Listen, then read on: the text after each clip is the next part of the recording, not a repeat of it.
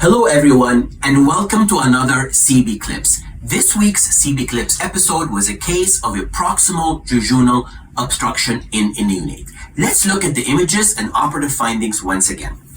On the plain film, you see that we have a reasonably proximal obstruction with only really 3 distended loops.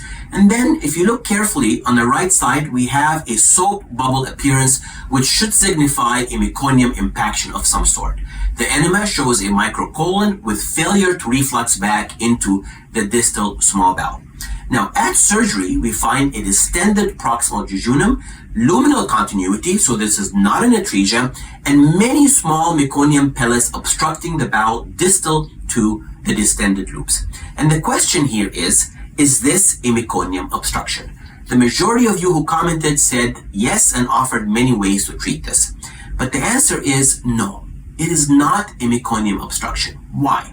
Well, for 2 reasons. Number 1, meconium obstructions do not involve the proximal jejunum. They are a disease of the distal small bowel. Second, the meconium pellets I'm showing you are very different from obstruction due to the viscid meconium we see with meconium ileus and other types of meconium obstructions. Here is a case of a classic meconium ileus, and you can see the very thick viscid meconium that is implicated in this obstruction. Any neonatal bowel that has not had good motility is often impacted with the small meconium pellets, as in this case.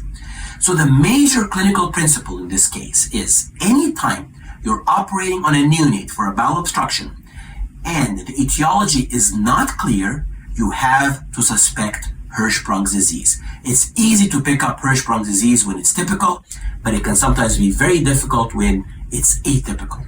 In fact, this baby had near total intestinal aganglionosis due to Hirschsprung disease. Thank you, and until another CBCLIPS.